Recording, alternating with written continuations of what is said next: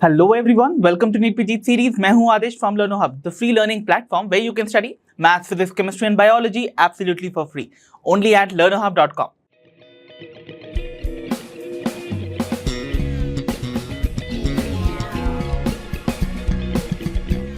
तो बच्चों, आज मैं आपके लिए लेकर आया हूं the must practice question session from the chapter chemical coordination and integration. So भाई, क्लास 11th करिकुलम का ये आपका लास्ट चैप्टर है बायोलॉजी का। इस चैप्टर के कितने ही टाइप के वैरायटी के क्वेश्चन एग्जामिनेशन में पूछे जा सकते हैं, उन सभी को आज के सेशन में हम करेंगे practice. So without wasting much of your precious time, let's get started.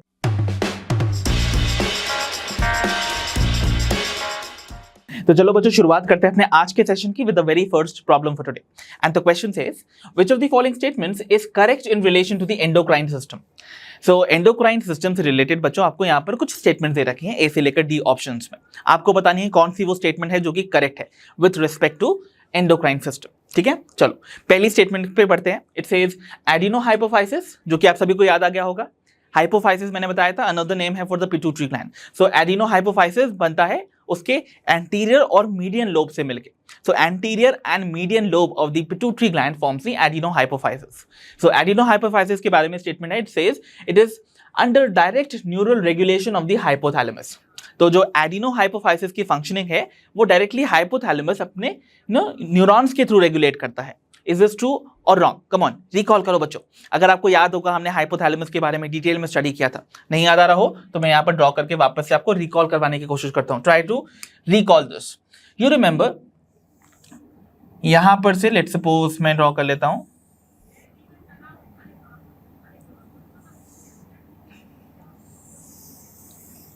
इस तरीके से हमारा दिस इज माय हाइपोथैलेमस।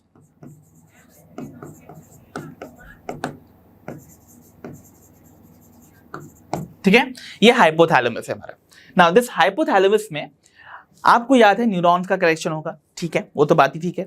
यहां पर याद करो दिस इज द पिट्यूटरी, और पिट्यूटरी जो है इस स्टॉक के थ्रू कनेक्टेड है हाइपोथैलेमस से, जैसे हम क्या बुलाते थे, इनफंडिबुलम। नाउ यहां पर आपको ऐसे 3 लोब्स दिखाई दे रहे हैं। एक आगे की तरफ है एंटीरियर साइड पे, जिसे हम एंटीरियर लोब बुलाते हैं, जिसे हम पार्स डिस्टालिस भी बुलाते हैं, राइट। बीच वाले को पार्स मीडिया या फिर मीडियन लोब बुलाएंगे, और पीछे वाले को हम पार्स नर्वोसा बुलाते हैं। नाम में ही कुछ आंसर है, देखो पार्स नर्वोसा, इसको हम न्यूरोहाइपोफाइसिस बुलाते हैं, और इन दो को हम मिलाते हैं, we used to call these एडिनोहाइपोफाइसिस।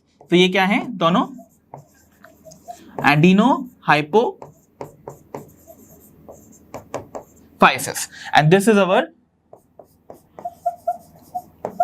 Neurohypophysis. अब याद आ गया होगा। चलो, अब आपको पता था ना कि यहां पर कैसा सिस्टम आपको देखने को मिलता था। आपको एक पोर्टल सर्कुलेशन देखने को मिलता था। जो हाइपोफाइजियल आर्टरी थी वो इस तरीके से पहले ब्रांच करती थी और एक कैपिलरी बेड बनाती थी over here into the hypothalamus, और फिर उसके बाद ही वापस ऐसे ज्वाइन करके एक वेन बनाती थी जिसे हम बुलाते थे हाइपोफाइजियल पोर्टल वेन।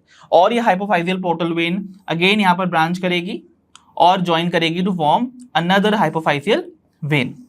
तो याद है आप सभी को, एक ऐसा सिस्टम, एक ऐसा वेन जो कि स्टार्ट भी वेन से होता है और एंड भी वेन में हो रहा है, उसे हम बुलाते हैं द पोर्टल वेन, राइट। तो देखो यहाँ पर ऐसा कैपिलरी बेड जिसके एक तरफ भी वेन हो दूसरी तरफ भी वेन हो। तो देखो यहाँ पर आपको क्या मिलेगा, देखो इस तरीके से आपको कैपिलरी बेड मिलेगा, something like this over here, and one more capillary bed over here. ठीक है, तो कैपिलरीज का यहाँ पर आपको क्लस्टर मिलने वाला है, and this is the hypophyseal portal vein. ठीक है, एंड ये वाली आपको पता ही है, this is the hypophyseal artery, and ये बन रही है हाइपोफाइजियल वेन। ठीक है, ठीक है, और बाकी इसका कनेक्शन हम ऐसे दिखा भी सकते थे इस तरीके से।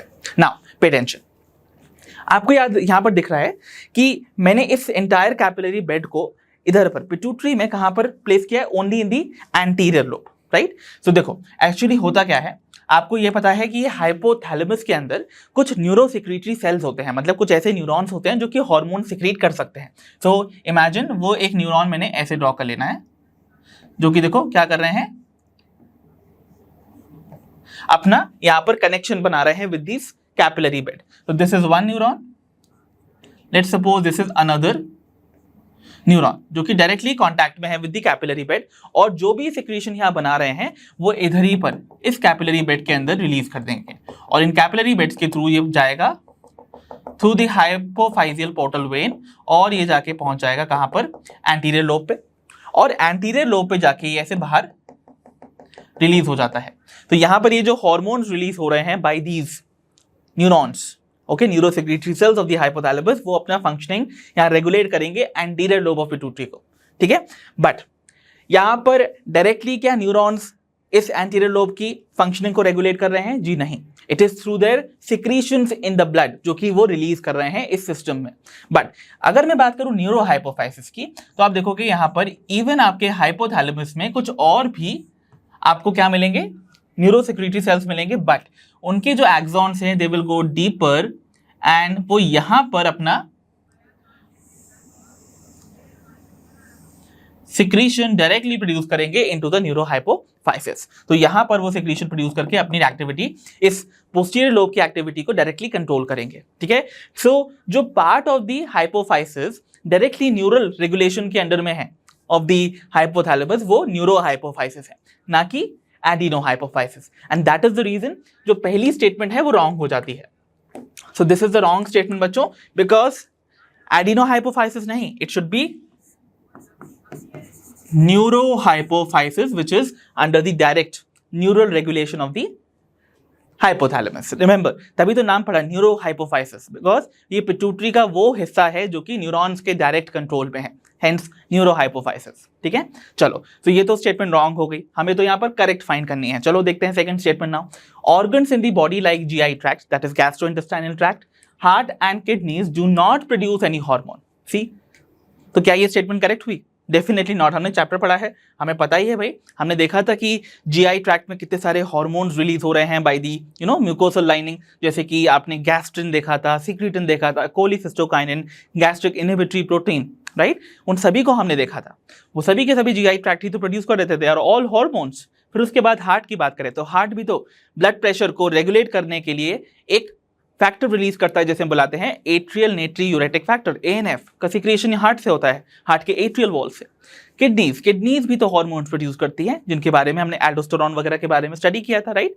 सो आपको समझ में आ ही रहा होगा कि यहाँ पर कितने सारे जो सिस्टम हैं ये सभी के सभी क्या कर रहे हैं, they are all producing hormones. तो ऐसा तो हो ही नहीं सकता कि ये स्टेटमेंट करेक्ट हो जाए, it is the wrong one. Then बात करते हैं सी स्टेटमेंट की।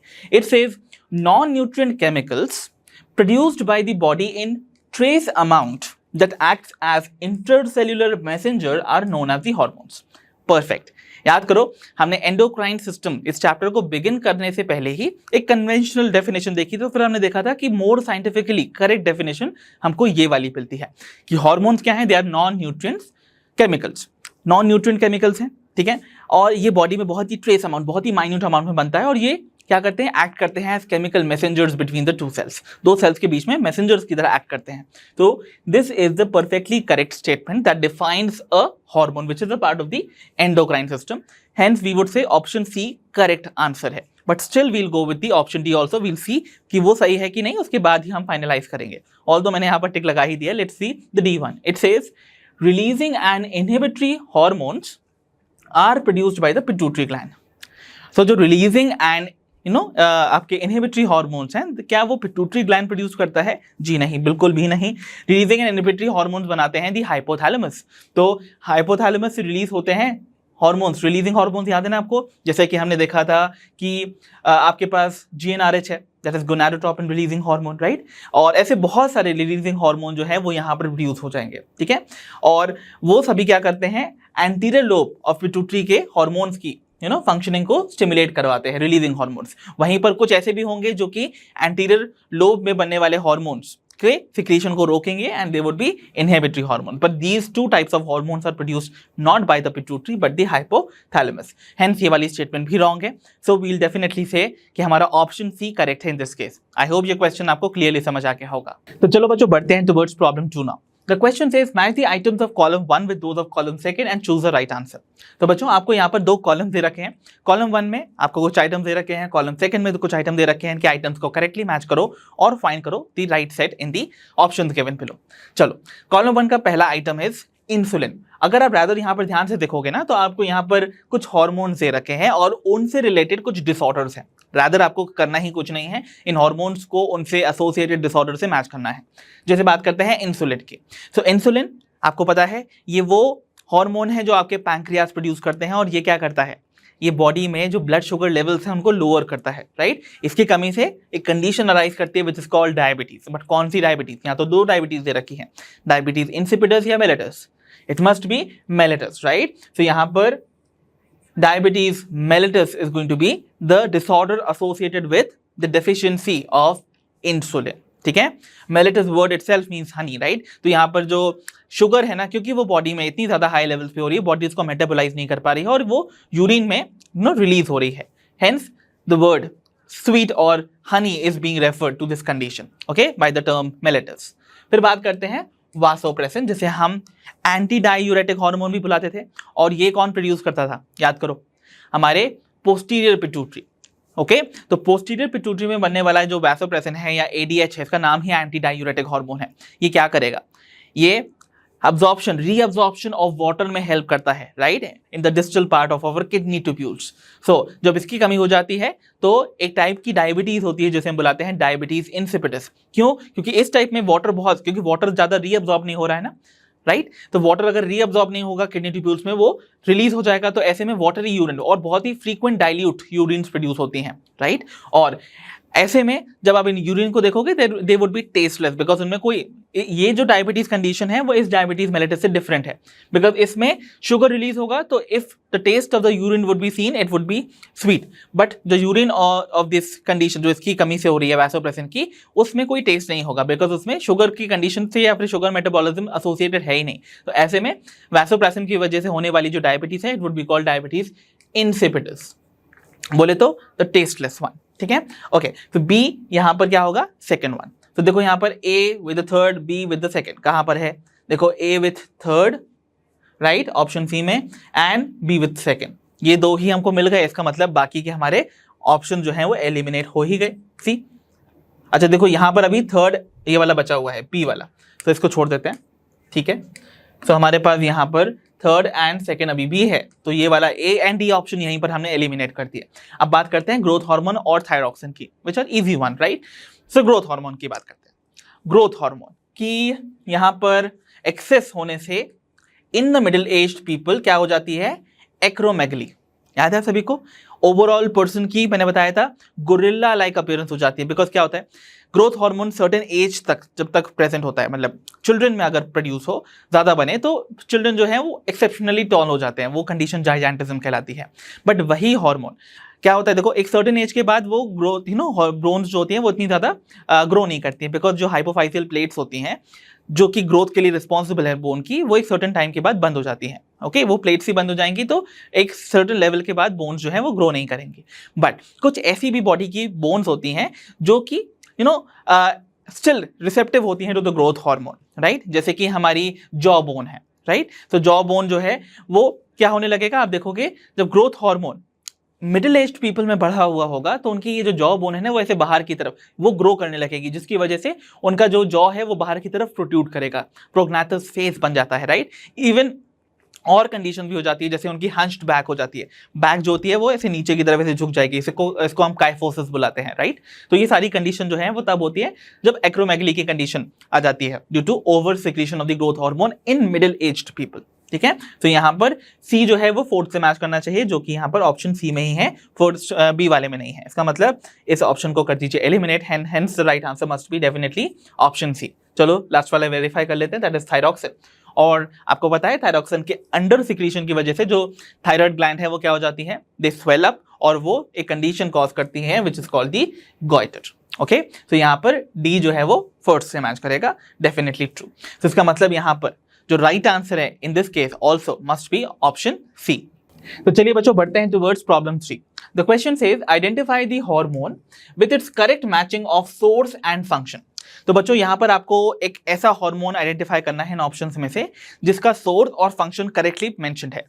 ऑप्शंस के साथ बिगिन करते हैं। Option A says progesterone. Progesterone इसको प्रोड्यूस क्या कॉर्पस ल्यूटियम करता है, डेफिनेटली यस, कॉर्पस ल्यूटियम ही प्रोजेस्टेरॉन बनाता है और ये स्टिमुलेट करता है growth and activities of the female secondary sex organs. Is it true? जी नहीं। प्रोजेस्टेरॉन जो है कॉर्पस ल्यूटियम भले ही बनाता है बट वो प्रेगनेंसी को मेंटेन करने में हेल्प करता है, ना कि सेकेंडरी सेक्सुअल ऑर्गन्स का डेवलपमेंट करवाता है। ये होता है एस्ट्रोजन के कंट्रोल में। सो ये वाला जो ऑप्शन है ये गलत है, it has to be eliminated. ठीक है, यहां तक बात समझ में आ गई? कोई दिक्कत तो नहीं ना? अगर कोई दिक्कत है तो प्लीज रिवाइंड करके देखो, अगर नहीं देखना है तो even concept add on videos पे जाकर वापस से देखा रहो। अगर क्लियर होगा वहां से कॉन्सेप्ट तभी यहां पर क्वेश्चंस कर पाओगे। फिर बात करते हैं अपने बी वाले ऑप्शन की, that says melatonin which is another hormone, और इसको बनाने वाला जो ग्लैंड है that is pineal gland. Perfectly correct, it regulates the normal rhythm of the sleep wake cycle. Very true, याद है आप सभी को? तो इसका मतलब यही हमारा करेक्ट वन होगा। देखो, जो पीनियल ग्लैंड से बनने वाला मेलाटोनिन है ना, वो सर्केडियन रिदम, हमारी जो बायोलॉजिकल क्लॉक है ना, उसको रेगुलेट करता है ना। तो हमारी स्लीप वेक साइकिल जो है वो एंटायरली इस हार्मोन के कंट्रोल में होती है जो कि पीनियल ग्लैंड बनाता है। इसका मतलब ये परफेक्टली करेक्ट स्टेटमेंट है, इसीलिए इसको हम यहाँ पर सही आंसर ही मानेंगे डेफिनेटली। बट बाकी के ऑप्शन भी देख लेते हैं। बात है ऑप्शन सी की, ऑक्सीटोसिन। ऑक्सीटोसिन हार्मोन कौन प्रोड्यूस करता है? हमारा पोस्टीरियर पिट्यूटरी। परफेक्टली करेक्ट, ठीक है। Growth and maintenance of the mammary glands, क्या इसका रोल है? Definitely not, right. So growth and maintenance of the mammary glands का जो फंक्शन है वो प्रोलैक्टिन्स का है, जो कि हमारी एंटीरियर पिट्यूटरी प्रोड्यूस करेगी, राइट। सो इसका मतलब ये भी रॉन्ग है। ऑक्सीटोसिन स्मूथ मसल्स का कॉन्ट्रैक्शन कराता है, स्पेशली फीमेल्स में जब चाइल्ड बर्थ का टाइम होता है तो यूट्राइन वॉल्स जो होती है उसमें मायोमेट्रियम जो होती है उसके कॉन्ट्रैक्शन करवाएगा और चाइल्ड बर्थ को फैसिलिटेट करता है। So this is going to be the wrong one.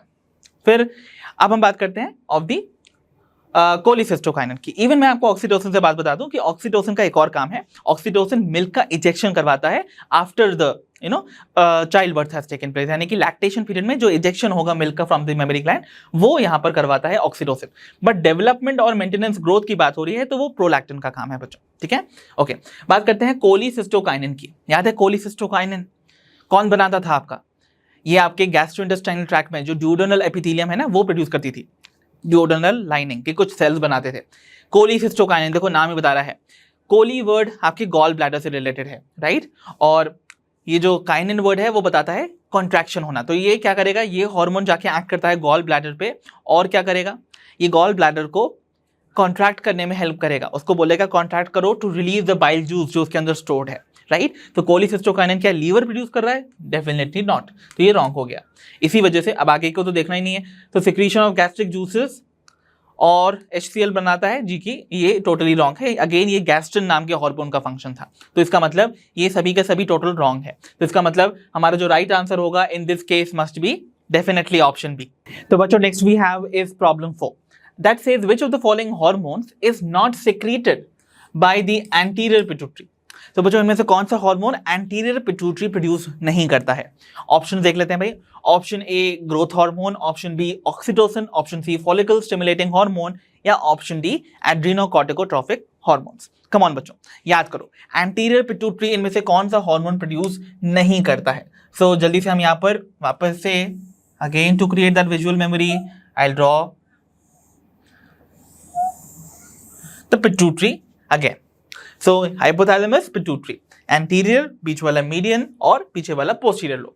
Now बात हो रही है इस लोब की, तो ये कौन कौन से हार्मोन्स प्रोड्यूस करेगा?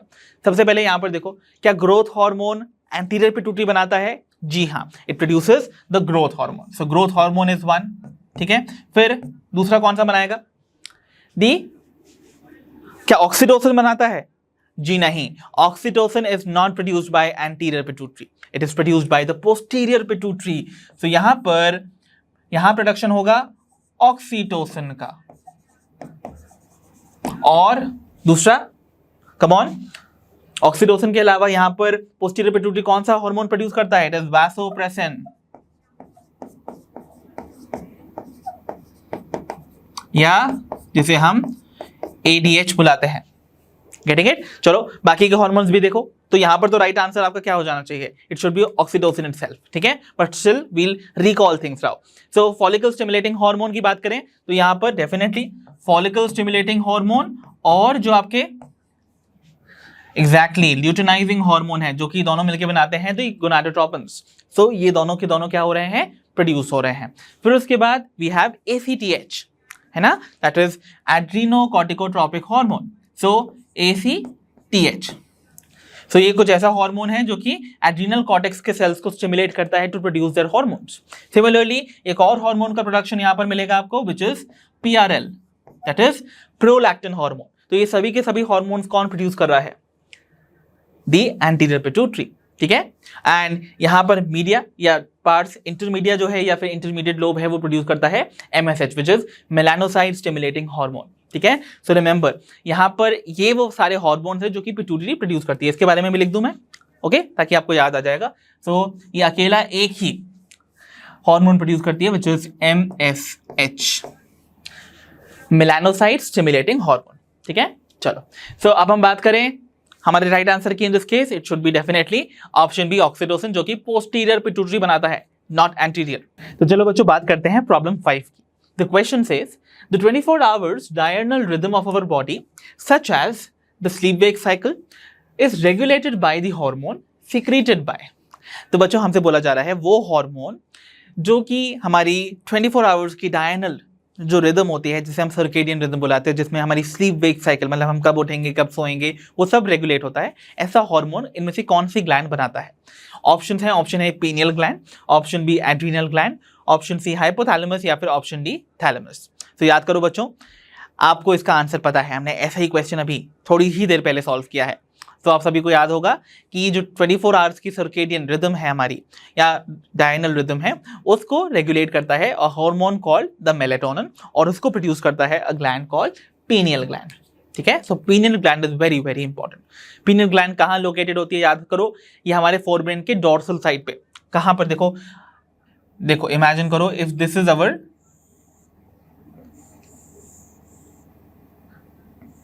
थैलेमस का सरफेस, तो देखो यहां पर, ये हम पीछे से देख रहे हैं डोर्सल साइड से। तो this is going to be the pineal gland. ये क्या है?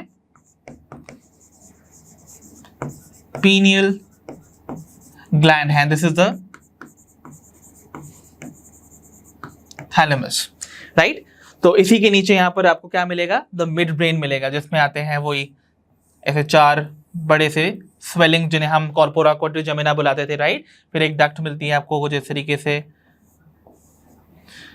कुछ इस तरीके से जो रन करेगी, और यहां पर यू विल फाइंड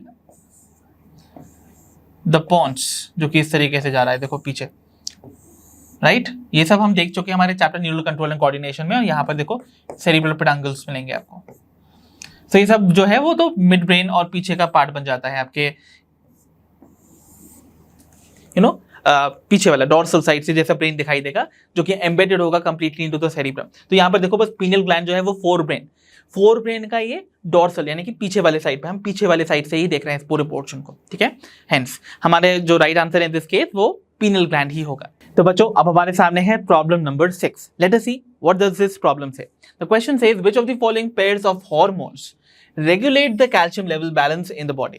तो भाई इनमें से कौन से पेयर्स ऑफ हार्मोन्स ऐसे हैं जो कि क्या कर रहे हैं, हमारी बॉडी में कैल्शियम जो आयंस है ना, उसके लेवल्स को, उसके बैलेंस को मेंटेन करके रख रहे हैं, ठीक है।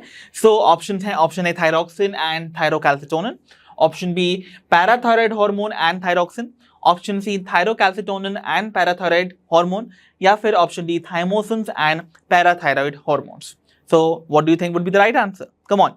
सो आप सभी को, आई नो सभी को पता है इसका answer, it must B thyrocalcitonin, जिन्हें हम TCT से रिप्रेजेंट करते हैं, एंड पैराथायरॉयड हार्मोन, जैसे हम पैराथॉर्मोन भी बुलाते हैं।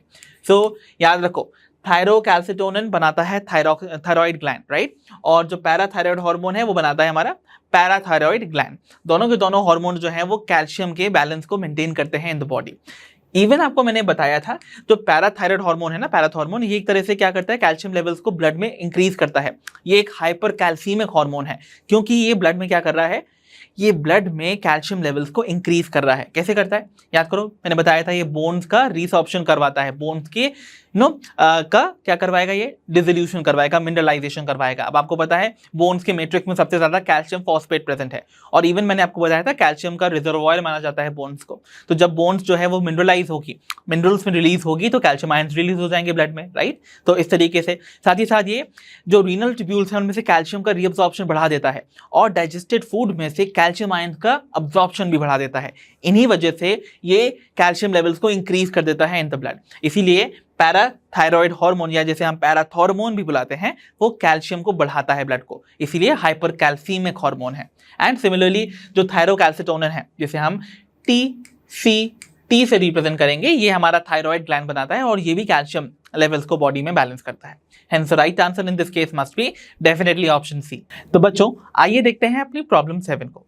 The question says under production of hormones by adrenal cortex causes acute weakness and fatigue leading to a disease called। तो बच्चों जब भी हमारा एड्रीनल कॉर्टेक्स के हार्मोन्स का सिक्रीशन कम होने लगता है, वो सफिशिएंट अमाउंट में नहीं बनते हैं, तो ऐसे में आप देखोगे एक्यूट वीकनेस देखने को मिलती है इंसान के अंदर, फैटिगनेस देखने को मिलती है, जिसकी वजह से डिजीज हो जाती है, और उस डिजीज के नाम को आपको पहचानना है। ऑप्शन हैं option A Addison's disease, option B Graves disease, option C exophthalmic goitre, या फिर option D acromegaly. So come on बच्चों, याद करने की कोशिश करो। याद करो, अगर एड्रीनल कॉर्टेक्स से रिलीज नहीं होंगे उनके हार्मोन, जिन्हें हम कॉर्टिकॉइड्स बुलाते थे, जिनमें ग्लूकोकॉर्टिकॉइड्स होते हैं, मिनरलोकॉर्टिकॉइड्स होते हैं, सेक्स कॉर्टिकॉइड्स होते हैं, राइट। सो अगर यहाँ पर कॉर्टिकल हार्मोन्स का प्रोडक्शन नहीं होगा, तो यहाँ पर कार्बोहाइड्रेट, क्योंकि यहाँ पर ग्लूकोकॉर्टिकॉइड्स नहीं बन रहे हैं सफिशिएंट अमाउंट में, तो कार्बोहाइड्रेट मेटाबॉलिज्म अफेक्ट हो जाएगा। मिनरलोकॉर्टिकॉइड्स नहीं बनेंगे तो मिनरल्स का डिसबैलेंस हो जाएगा, एंड इस वजह से इंसान जो है वो वीकनेस और फटीग महसूस करता है, एंड इस डिजीज को हम बुलाते हैं एडिसन्स डिजीज। क्या बुलाते हैं?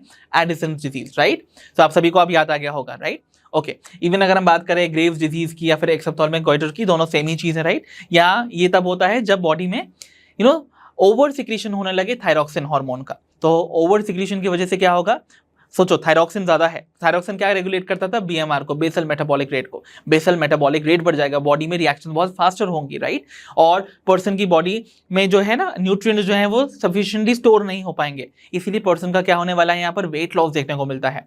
एंड इसको एक्सोप्थैल्मिक गॉइटर क्यों बुलाते हैं? देखो, ओवर सिक्रीशन की वजह से अगेन यहाँ पर थायराइड ग्लैंड जो है वो क्या करेंगे? स्वेल करेंगे, गॉइटर कंडीशन। बट इवन ऐसे पर्सन में आप देखोगे कि उनकी जो आईज है ना, वो आई सॉकेट से बाहर की तरफ पल्ज आउट करेगी या फिर प्रोट्रूड करने लगेगी, हेंस कॉल्ड एक्सओप्थैल्मिक। मतलब बोले तो जो आई सॉकेट्स है ना, जो आई ऑर्बिट्स हैं, उनसे आईज जो है वो बाहर, एक्स बोले तो एक्सटीरियरली बाहर की तरफ प्रोट्रूड करने लगेगी, हेंस एक्सओप्थैल्मिक गॉइटर, राइट। सो ये दोनों के दोनों नहीं हो सकते थे। एक्रोमेगली मैंने बताया था कि ये आपके over secretion of growth hormone की वजह से होता है in the middle aged people. तो ये सभी के सभी जो है वो रॉन्ग ऑप्शंस होते हैं, hence the right answer in this case must have been definitely option A. तो चलो बच्चों बढ़ते हैं towards problem 8। The question here is a statement based question. आपको यहाँ पर 2 स्टेटमेंट दे रखी है बच्चों, और इनको आपको केयरफुली रीड करना है और बताना है भाई कि ये स्टेटमेंट इनमें से कौन सी करेक्ट है, कौन सी इनकरेक्ट है, या दोनों ही करेक्ट है या फिर दोनों ही इनकरेक्ट है। चलो बात करते हैं स्टेटमेंट 1 की।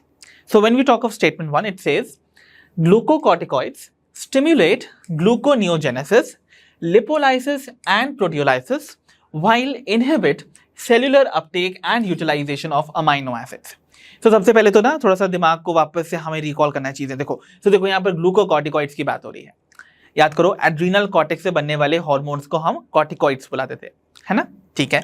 अब इनमें से एक ग्लूकोकॉर्टिकॉइड्स है, मतलब जो कार्बोहाइड्रेट मेटाबॉलिज्म बनाता है या मेंटेन करता है बॉडी के अंदर, फाइन। सो ये जो हार्मोन है, क्या वो ग्लूकोनियोजेनेसिस, लिपोलाइसिस एंड प्रोटियोलाइसिस जैसी प्रोसेसेस करवाता है, स्टिमुलेट करवाता है? सोचो, ग्लूकोनियोजेनेसिस यानी कि आप ऐसे खुद ही से समझ लो, ग्लूकोनियोजेनेसिस यानी कि ग्लूको बोले तो ग्लूकोज, जेनेसिस मतलब जनरेशन या फिर फॉर्मेशन, नियो मतलब न्यू फॉर्मेशन। तो बेसिकली क्या हो रहा है, यहाँ पर नए ग्लूकोज का फॉर्मेशन होगा from some non carbohydrate sources से। मतलब कार्बोहाइड्रेट सोर्सेस जो कि एक्चुअली शुगर्स नहीं है, नॉन शुगर सोर्सेस से ही एक नए ग्लूकोज जो कि एक शुगर है उसका फॉर्मेशन होना, जैसे लैक्टिक एसिड से हो सकता है, पायरुविक एसिड से हो सकता है, इवन अमाइनो एसिड से भी हो सकता है। तो वो सभी आता है ग्लूकोनियोजेनेसिस में, ठीक है। तो इसका मतलब ये क्या कर रहा है, ये हार्मोन डेफिनेटली फंक्शन परफॉर्म कर सकता है ना ग्लूकोज बनाने के लिए, ताकि वो लेवल ऑफ ग्लूकोज को बढ़ा सके। Then we have lipolysis. Lipolysis की बात की जाए तो ये लिपिड्स का ब्रेकडाउन करेगा, डेफिनेटली लिपिड्स का ब्रेकडाउन हो जाएगा तो भी ग्लूकोज का सिंथेसिस में यूटिलाइजेशन हो सकता है। प्रोटियोलाइसिस भी यही करेगा, अमाइनो एसिड्स के फॉर्म में इसको ब्रेक करेगा प्रोटीन्स को, और क्या करेगा, अमाइनो एसिड्स की मदद से अगेन ग्लूकोज का फॉर्मेशन कर सकता है। तो ये सभी के सभी क्या कर रहे हैं, ग्लूकोज लेवल बढ़ाने में हेल्प कर सकते हैं, which could be definitely a potent function of glucocorticoids. साथ ही साथ बोला जा रहा है it also inhibit the cellular uptake and utilisation of amino acids. Definitely amino acids का यूटिलाइजेशन और अब्जॉर्प्शन जो है वो यहाँ पर इनहिबिट हो जाता है इस हार्मोन की प्रेजेंस में, बिकॉज यहाँ पर ये कार्बोहाइड्रेट मेटाबॉलिज्म को रेगुलेट करता था। तो ये क्या चाहेगा, जो भी बॉडी का सिस्टम है वो कार्बोहाइड्रेट की एनर्जी के थ्रू ड्रिवन हो, राइट। तो इसीलिए ग्लूकोकॉर्टिकॉइड जो है वो cellular uptake and utilisation of the amino acids को भी इनहिबिट कर देते हैं, जो कि परफेक्टली करेक्ट स्टेटमेंट है। ठीक है भाई, बात करते हैं सेकंड स्टेटमेंट की। It says cortisol which is another type of a glucocorticoid only, एक ग्लूकोकॉर्टिकॉइड का ही एक टाइप है जो प्रोड्यूस करता है, बोला जा रहा है, anti inflammatory responses and suppresses the immune system. True, very true. Cortisol नाम का ये जो हार्मोन है ये क्या कर रहा है, एंटी इन्फ्लेमेटरी सब्सटेंसेस बनाएगा, तो बॉडी में इन्फ्लेमेशन को सप्रेस करेगा, साथ ही साथ हमारे इम्यून रिस्पॉन्स को भी सप्रेस करेगा। इवन इस कॉर्टिसोल का जो रोल है it is in the production of RBCs also, ये भी मैंने बताया हुआ है। तो इसका मतलब ये वाली स्टेटमेंट भी करेक्ट है, इसलिए हम कह सकते हैं both statement 1 2 are correct over here. तो यहाँ पर option A would be our right answer. I hope ये क्वेश्चन आपको क्लियरली समझ आ गया होगा, इससे रिलेटेड कॉन्सेप्ट्स भी याद आ गए होंगे। तो चलो बच्चों बढ़ते हैं अपनी प्रॉब्लम 9 पर। The question says the hormone thymosin is responsible for. So बच्चों जो हार्मोन थाइमोसिन है, पहले तो याद करो इस थाइमोसिन हार्मोन को कौन सी ग्लैंड प्रोड्यूस करती थी, और बताना है वो इनमें से किस फंक्शन के लिए रिस्पॉन्सिबल है। Option A raising the blood sugar levels, option B raising the blood calcium levels, option C differentiation of the T lymphocytes, या option D decrease in the blood RBCs. तो कम ऑन बच्चों, पहली चीज तो ये जो thymosin है, thymosin को प्रोड्यूस करते हैं द थाइमस ग्लैंड, राइट। तो थाइमस ग्लैंड प्रोड्यूस करते हैं कुछ प्रोटीनेशियस या पेप्टाइड हार्मोन जिन्हें हम थाइमोसिन्स बुलाते हैं। These are peptide hormones. अब ये जो थाइमोसिन्स हैं ये किन किन चीजों के लिए रिस्पॉन्सिबल थे, इनके फंक्शंस जल्दी से रिकॉल करो। तो मैंने आपको बताया था इनका बहुत इंपॉर्टेंट रोल होता है in developing our immune system. तो हमारे इम्यून सिस्टम में कैसे रोल प्ले करते हैं, पहली चीज तो they are very very important in the differentiation and maturation of the T lymphocytes, जो कि हमारी बॉडी में सेल मीडिएटेड इम्यूनिटी प्रोवाइड करते हैं। क्या प्रोवाइड करते हैं, सेल मीडिएटेड इम्यूनिटी। याद आ गया आप सभी को, मतलब कुछ ऐसे सेल्स ये फॉर्म हो जाएंगे इफेक्टर कंडीशन में, जब ये एक्टिव हो जाते हैं तो हमारी बॉडी को पैथोजन से लड़ने में हेल्प करते हैं और हमारी बॉडी को इम्यूनिटी प्रोवाइड करते हैं, रेजिस्टेंस प्रोवाइड करते हैं from the invading pathogens. Secondly यही थाइमोसिन्स क्या करते हैं, ये स्टिमुलेट करते हैं the production of antibodies in the blood. तो दे स्टिमुलेट प्रोडक्शन ऑफ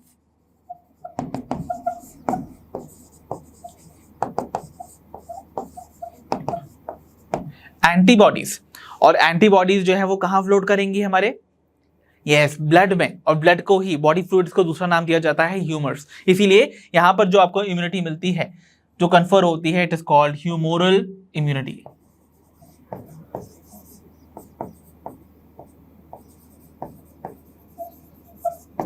तो बेसिकली हमें दो टाइप की इम्यूनिटी प्रोवाइड करता है, cell mediated and humoral. Directly बात की जाए तो सेल मीडिएटेड और इनडायरेक्टली ह्यूमोरल इम्यूनिटी। इसीलिए इसका इंपॉर्टेंट रोल है इम्यून सिस्टम की डेवलपमेंट में। तो यहाँ पर जो रिस्पॉन्सिबल है या रिस्पॉन्सिबिलिटी है इस हार्मोन थाइमोसिन की, that is for the differentiation of the T lymphocytes of the T cell. Hence our right answer must be option C. तो बच्चों अब हमारी स्क्रीन पर है problem number 10। The question is Maya is about to face an interview.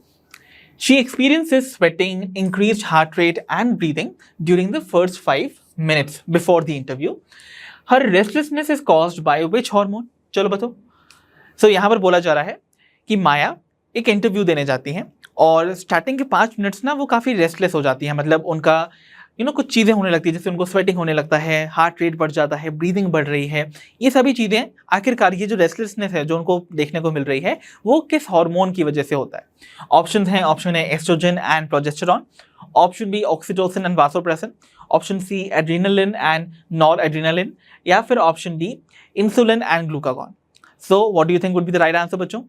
Definitely yes, adrenaline and noradrenaline, जिन्हें हम together बुलाते हैं द कैटेकोलामाइंस। क्या बुलाते हैं? The catechol amines. अब आपको याद होगा ये जो कैटेकोलामाइंस हैं they are produced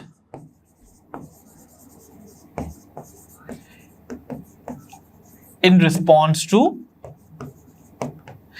firstly any kind of stress या फिर कोई इमरजेंसी सिचुएशन में।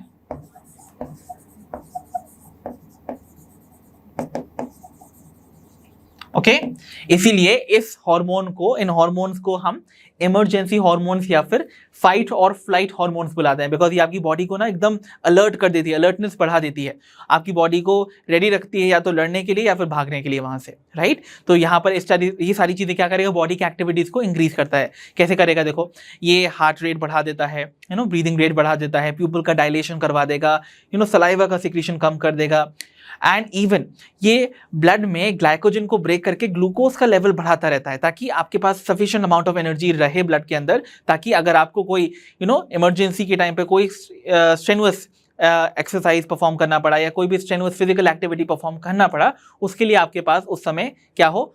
सफिशिएंट अमाउंट ऑफ एनर्जी हो। उसको इंश्योर करने के लिए भी ग्लूकोज का यहाँ पर लेवल बढ़ा दिया जाता है इन the blood bye these two hormones. So hence the right answer in this case must be the adrenaline and nor adrenaline. तो बच्चों अब हम बढ़ते हैं towards our problem number 11 and the question says which of the following hormone helps in the maintenance of electrolytes, body fluid volume and osmotic pressure and blood pressure.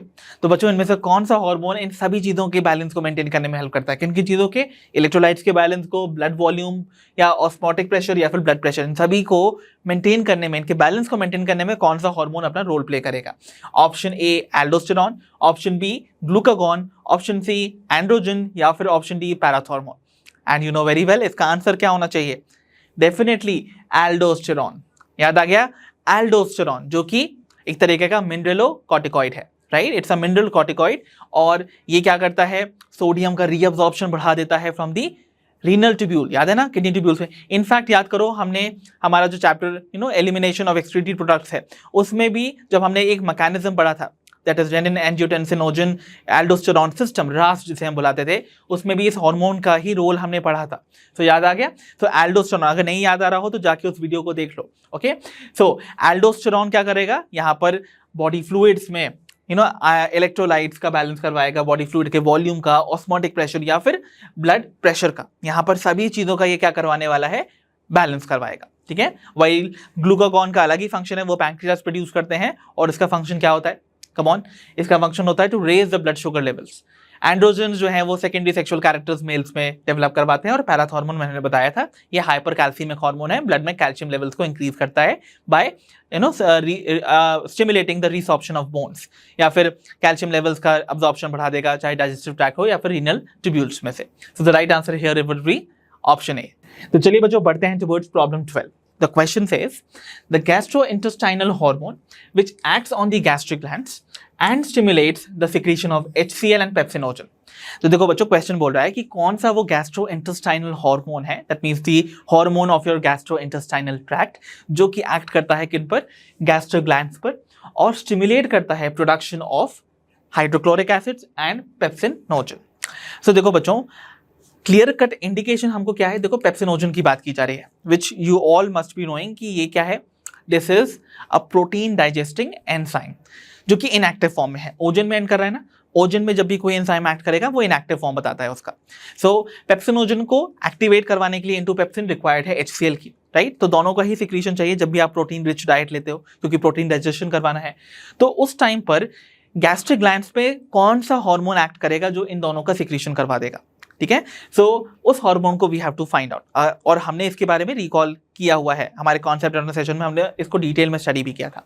Option है, option A secretin, option B gastric inhibitory protein जैसे हम एंटेरोगैस्ट्रोन भी बुलाते हैं, option C gastrin, या फिर option D cholecystokinin. तो देखो बच्चों, रिकॉल करो। वैसे तो करेक्ट आंसर आपको खुद को पता होना चाहिए, it should be definitely the gastrin hormone. Gastrin hormone जिनको कौन प्रोड्यूस करता था? The G cells of the the stomach mucosa. तो स्टमक का जो म्यूकोसा है ना, उसमें जी सेल्स होते हैं और वो इन गैस्ट्रिन हार्मोन्स को प्रोड्यूस करते हैं, जो जाके गैस्ट्रिक ग्लैंड्स पे एक्ट करेंगे और प्रोड्यूस करवाएंगे किसको? दी HCl एंड पेप्सिनोजन। तो चलो यहां पर जल्दी से हम क्या करते हैं, वापस से इन सारे हार्मोन्स की ना फंक्शनिंग देख लेते हैं। Imagine this is our stomach, ठीक है, ये स्टमक है। नाउ स्टमक में आपको पता है इनकी जो म्यूकोसल लाइनिंग है उसमें कुछ सेल्स हैं, जैसे कि जी सेल्स जो कि सिक्रीटरी इन नेचर है, ठीक है। ये जो जी सेल्स हैं, ये जी सेल्स बनाते हैं एक hormone called the gastrin hormone. क्या बनाएंगे? अ hormone called the gastrin hormone. ये जो गैस्ट्रिन हार्मोन है, ये क्या करने वाला है? ये स्टिमुलेट करेगा प्रोडक्शन ऑफ गैस्ट्रिक जूसेस। तो ये गैस्ट्रिक जूस बनाएगा और उस गैस्ट्रिक जूसेस में HCl एंड पेप्सिनोजन भी प्रेजेंट होगा, ठीक है। अब दूसरा एक हार्मोन होता है, बाकी जितने भी हार्मोन्स यहाँ पर बचे हुए हैं ना गैस्ट्रिन को छोड़ के, सिक्रीटिन, गैस्ट्रिन इनहिबिटरी प्रोटीन या फिर कोलिसिस्टोकाइनिन, इसका पूरा नाम भी है आपको याद आना चाहिए। It is actually cholecystokinin pancreozymin. तो देखो अभी हम सारी चीजें देखते हैं। तो ये तो हमने गैस्ट्रिन का फंक्शन देखा, राइट। अब यहाँ ना आपको इस ड्यूोडेनल लाइनिंग में, ड्यूोडेनम की म्यूकोसा में कुछ सेल्स मिलेंगे। इनमें से कुछ सेल्स प्रोड्यूस करेंगे a protein called gastric inhibitory protein, जो कि अनदर हार्मोन है। ये जो गैस्ट्रिक इनहिबिटरी प्रोटीन है ना, ये नेगेटिव फीडबैक भेजता है, यानी कि it is against inhibitory in its function, मतलब वो जी सेल्स की एक्टिविटी को रोकेगा। तो ये नेगेटिव फीडबैक भेजेगा किसको?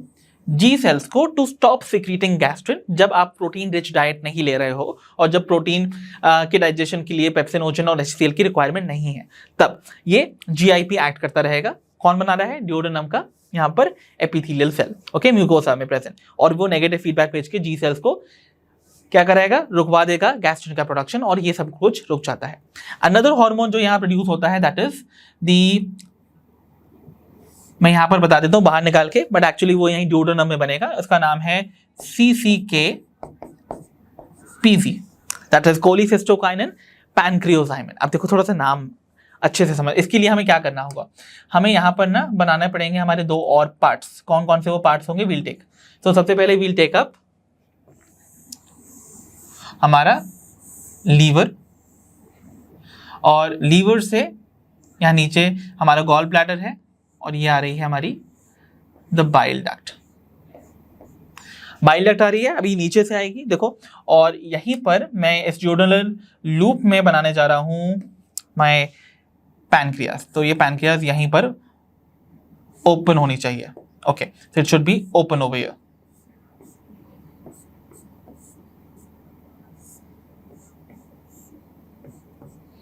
Something like this.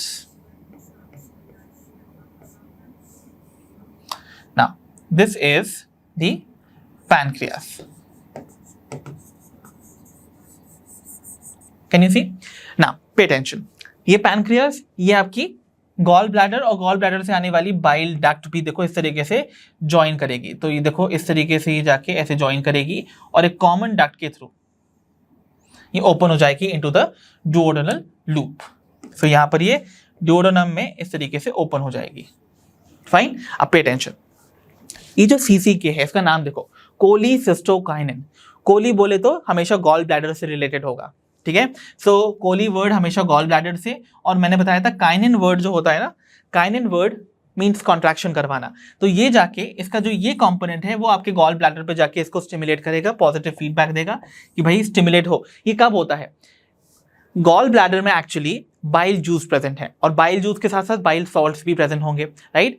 तो यहाँ पर वो सारे कंपोनेंट्स हैं जो कि लिपिड डाइजेशन में हेल्प करते हैं। तो जब भी हम lipid rich fat rich food digest करते हैं ना, लेते हैं अपनी बॉडी के अंदर, तो उसके डाइजेशन के लिए ये एंजाइम एक्टिवेट होता है। तो ये क्या करेगा, ये गॉल ब्लैडर को स्टिमुलेट करेगा to produce bile. Bile juice जो है वो ट्रैवल करेगा और एंट्री लेगा यहाँ पर। बाइल में प्रेजेंट जो बाइल सॉल्ट्स है वो इमल्सिफिकेशन कराते हैं फैट मॉलिक्यूल्स को, उनको टाइनी पार्टिकल्स में ब्रेक करते हैं। सिमिलरली जो इसका पैंक्रियोजाइमिन कंटेंट है ना, या कंपोनेंट है, वो पैंक्रियाज पे एक्ट करेगा और उसको स्टिमुलेट करेगा to produce the pancreatic lipase. तो पैंक्रियाटिक लाइपेज भी क्या होगा, यहाँ से रिलीज हो जाएगा ओवर हियर, जिसकी वजह से पैंक्रियाटिक लाइपेज और बाइल जूस की प्रेजेंस में लिपिड्स का डाइजेशन पॉसिबल होगा under the effect of this hormone. And lastly एक और हार्मोन जो यहां प्रोड्यूस होने वाला है, it would be the secretin hormone. वो भी कौन बनाएगा, दिस सेम ड्यूडेनल लाइनिंग। तो सिक्रीटिन नाम का हार्मोन क्या करेगा, देखो सिक्रीटिन नाम का जो हार्मोन है वो सिक्रीट करने में हेल्प करता है। वो क्या करेगा, वो पैनक्रियाज के एक्सोक्राइन पार्ट पे एक्ट करता है और उससे बोलता है to release water and bicarbonate ions. तो बाइकार्बोनेट आयन और वाटर का ये सिक्रीशन करवा देगा इनटू द ड्यूडेनम, ताकि इस यहाँ पर जो एनवायरनमेंट है इस ड्यूडेनम में वो अल्कलाइन बन जाए, ताकि जो भी फूड यहाँ पर एसिडिफाई होकर स्टमक से आ रहा था ना, जैसे हम काइम बुलाते थे, वो यहाँ पर अब अल्कलाइन हो जाए। It would B now called Kyle in the duodenum. तो ये सारे फंक्शन मैंने आपको रिकॉल करवा दिए हर एक एंजाइम के, जो कि आपको गैस्ट्रोइंटेस्टाइनल ट्रैक्ट में मिलता है। सो होपफुली आपको याद आ गया होगा अभी कि secretion of HCl and pepsinogen as a part of the gastric juice वो प्रोड्यूस होता है under the effect of the hormone called the gastrin. So the right answer in this case must be option C. तो बच्चों आइए बढ़ते हैं towards problem 30। The question says hormone secreted by the heart walls to lower the increased blood pressure is. तो किसी individual में बढ़े हुए इंक्रीज्ड ब्लड प्रेशर को लोअर करने के लिए हमारी हार्ट वॉल्स कौन सा हार्मोन सिक्रीट करती हैं। चलो बात करते हैं ऑप्शंस की। Option A CCK which is cholecystokinin, option B GIP which is gastric inhibitory protein, option C ANF that is atrial natriuretic factor, या option D ADH which is anti diuretic hormone. Come on, so recall these things. Heart की walls की बात हो रही है, तो heart के जो अपर 2 चेंबर्स हैं उन्हें हम बुलाते थे दी एट्रिया, और एट्रिया के वॉल्स प्रोड्यूस करती हैं एक हार्मोन, एक पेप्टाइड हार्मोन जो कि बहुत ही ज्यादा सिग्निफिकेंट है, जिसे हम बुलाते हैं एट्रियल नेट्रीयूरेटिक फैक्टर। सो यहां पर option C is going to be the right answer. याद करो ये कैसे वर्क करता था। So let me show you things. So if suppose this is दी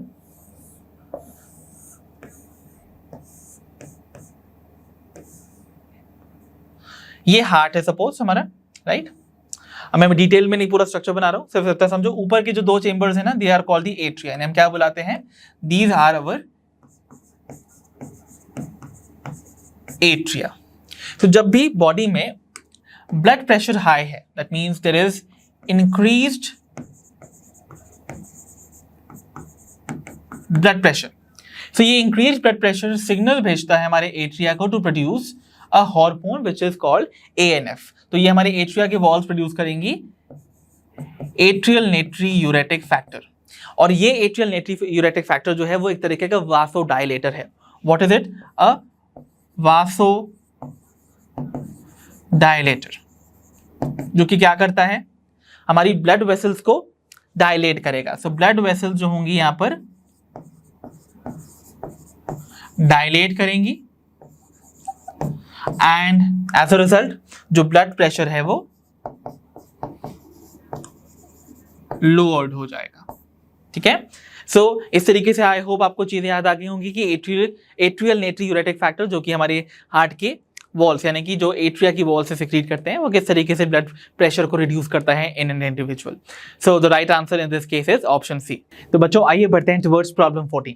अब देखो बच्चों, ये जो क्वेश्चन है ये एक असर्शन रीजन बेस्ड क्वेश्चन है।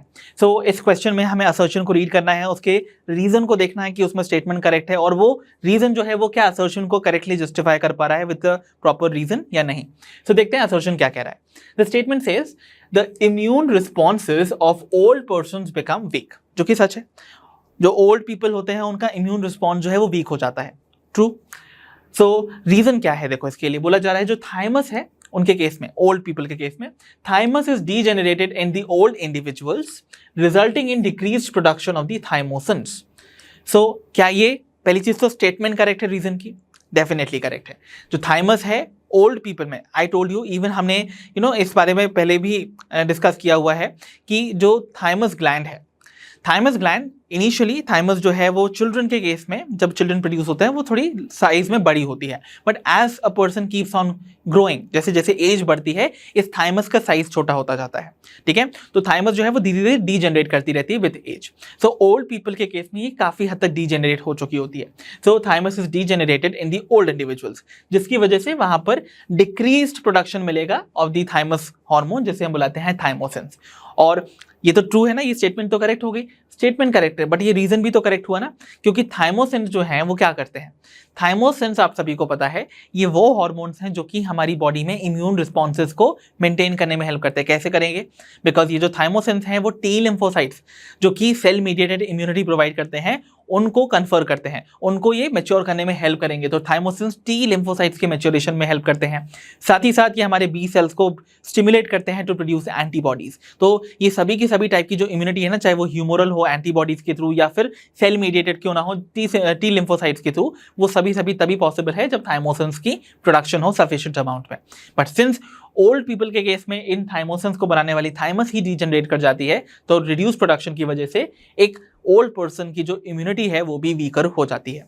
Hence we would say assertion is also true, reason is also true and the reason is a correct explanation for the assertion. तो देखो यहाँ पर बोला जाएगा both the assertion and the reason are true and the reason is a correct explanation of the assertion. Very true. So the right answer in this case must be definitely option A. तो बच्चों आइए बढ़ते हैं toward the last problem for today's session, which is problem 15. The question says the group of hormones which control the development, maturation and functions of the male accessory sex organs are secreted by. So बच्चों जो male accessory sex organs है उनकी functioning, maturation, development को control करने वाले जो group of hormones हैं वो आखिरकार इनमें से कौन से सेल्स बनाते हैं? ऑप्शन है option A Sertoli's cells, option B the Leydig cells, option C corpus luteum या option D the JG cells which is the juxtaglomerular cells. So what do you think is the right answer? पहली चीज तो बात करें उन group of hormones की जो कि मेल के अंदर सेकेंडरी सेक्सुअल कैरेक्टर्स या एक्सेसरी सेक्स ऑर्गन्स की फंक्शनिंग रेगुलेशन करवाते हैं। They are the androgens. और एंड्रोजन्स का प्रोडक्शन कौन करता था? ऑब्वियसली वो हमारे टेस्टिस के अंदर ही होगा, बट कौन से वो सेल्स होंगे? दे मस्ट बी, क्या वो सर्टोलाइज सेल्स होंगे या लीडिक सेल्स होंगे? कॉर्पस ल्यूटियम नहीं होगा, वो ओवरी के अंदर बनता है, राइट। और जेजी सेल्स नहीं होगा क्योंकि वो तो आपको किडनीज में मिलते हैं, राइट। जक्स्टाग्लोमेरुलर सेल जो कि इरेथ्रोपोएटिन बनाते थे आरबीसीज के प्रोडक्शन के लिए। सर्टोलाइज सेल्स या लीडिक सेल्स में से कौन से वो सेल्स हैं जो कि क्या कराएंगे? सेकेंडरी सेक्सुअल कैरेक्टर्स या फिर सेक्स ऑर्गन्स, जो सेकेंडरी सेक्स ऑर्गन्स हैं या एक्सेसरी सेक्स ऑर्गन्स हैं, उनका प्रोडक्शन करवाते हैं, उनका मैच्योरेशन करवाते हैं। So they would be the Leydig cells. याद करो, लीडिक सेल्स जो है हम इंटरस्टिशियल सेल्स बुलाते हैं, जो सेमिनिफेरस ट्यूब्यूल्स के बीच में पाए जाते हैं। तो जब हम एक टेस्टिस का कट सेक्शन लेते हैं, तो कट सेक्शन में मेमेरियन टेस्टिस आपको यहाँ पर नंबर ऑफ क्या नजर आएंगे? इस तरीके से सेमिनिफेरस ट्यूब्यूल्स नजर आएंगे इन दी कट सेक्शन, है ना, क्रॉस सेक्शन में आपको नजर आएंगे। और बीच में ना इनके आपको कुछ ऐसे इस इंटरस्टिशियम में the space that you find ना, इसमें आपको कुछ स्पेशलाइज्ड ऐसे सेल्स मिलेंगे जो कि इन इंटरस्टिशियम को ऑक्यूपाई किए हुए हैं।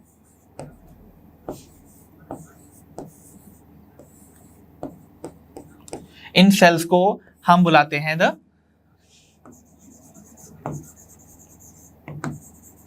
लीडिक सेल्स, और जिन्हें हम इवन इंटरस्टिशियल सेल्स बुलाएंगे, जिनका काम क्या होगा? To produce androgens. और ये जो एंड्रोजन्स हैं इनमें से सबसे chiefly produced androgen would be the testosterone, जो कि ना केवल सेकेंडरी सेक्सुअल कैरेक्टर्स मेल में जैसे मुस्टैचेस, बियर्ड का डेवलपमेंट, शोल्डर की ब्रॉडनिंग, डीपनिंग ऑफ वॉइस, ये सब करवाएगा, साथ ही साथ ये स्पर्मेटोजेनेसिस यानी कि स्पर्म प्रोडक्शन में भी हेल्प करेगा। So remember the right answer in this case must be option B Leydig cells. I hope ये क्वेश्चन भी आपको क्लियरली समझ आया होगा। तो बच्चों इसी के साथ फिनिश होता है हमारा must practice question session from the chapter chemical coordination and integration. I hope इस सेशन के दौरान जितने भी क्वेश्चन हमने प्रैक्टिस किए वो आपको क्लियरली समझ आए होंगे। अब हम मिलेंगे अपनी नेक्स्ट वीडियो में। अंटिल देन आप अपना ध्यान रखिए, पढ़ते रहिए, और जैसा कि आप सभी जानते हो लर्नो हब मतलब फ्री है पर बेस्ट है।